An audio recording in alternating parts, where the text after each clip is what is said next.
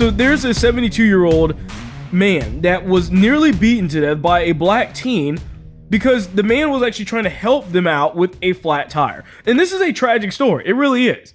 Because this is a situation that could have been avoided, but it's one of those things where you have a guy that out of the goodness of his own heart was doing something nice and suffered the consequences of doing so. So Jason Jones, this is the man, 72 years old, was driving to Kansas City last week when he saw a couple stranded on the side of the road with a blown out tire. He was kind of standoffish, like kind of wished I hadn't stopped, but I kept asking and they kept saying yes. Jones said 19-year-old Choice Davis, I guess, and a woman with him got into his van so he could take them down to find a spare tire. The couple began beating Jones as he drove back down to their stranded car. He got their tire, got back in the van, and just barely started off. All of a sudden, something hit me in the top of my head, Jones said. Jones opened the van door and dove out to escape, but the 19-year-old man grabbed his neck, choked him, repeatedly punched him in the face. And so the statement from the guy, the old man there, says, in today's world, nobody does that, and that was my thing. I've always stopped to help people. They've always appreciated it until now. Now at my age, maybe I'll think twice next time before I do it again. He was rushed to the hospital. Someone had to dial 911. That was just a passerby, just someone that saw what was going on. And he was covered in blood, suffered from a brain bleed and a fractured skull. Doctors weren't even sure that he was going to make it, but miraculously he survived, and after spending 11 days in hospital, he was finally released. What these black teens did is pure evil to this man. Make no mistake about it. A guy that actually was trying to do good, getting punished by people that are nothing but a bunch of thugs, basically. I mean, why they were doing this, I don't even know. I mean, was it the money? Like, what was going on that made them think it made any sense in their mind to do that to this man? That was purely helping them out. The fact is that incidents like this prove the statistic true. The statistic that the most dangerous group you need to be worried about in the United States is black men. And not as a danger to just other races. They're a danger to everybody.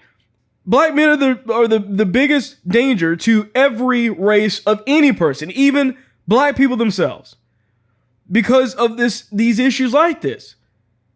Why is it that this guy has to be a statistic? Who knows? It just goes in line to what's actually happening here. And you have this old man trying to actually do something good, and these black people that just continuously ruin and continue to be the worst of the group. Again, the worst examples that they should be setting. But of course, here's the thing. That man that got beat up, he's not going to get invited to the White House, is he?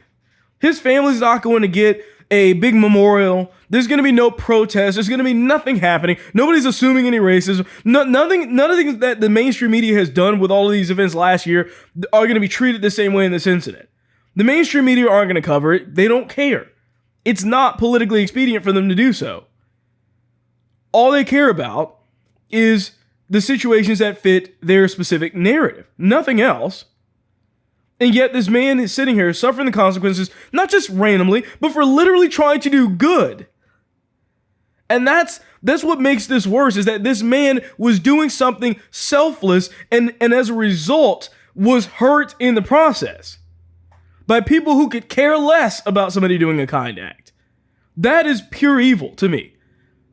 It's already bad enough when someone just gets attacked, but when they were doing good in the process, it's really, really, really evil to see this kind of stuff happen.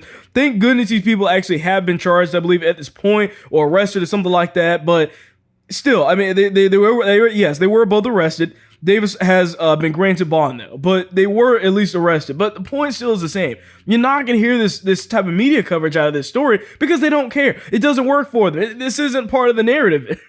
And that's unfortunate that this man has to go through this. And now he's probably going to see just people on the side of the road or anybody on the side of the road and say, you know what, at my age, I'm not bothering with that. I'm not dealing with these black people. Like, I'm done not because I'm racist, but because this is what has happened to me over and over again. Or this incident has marked and scarred me for life. And no one's concerned about that, man. No one cares. Not in the media.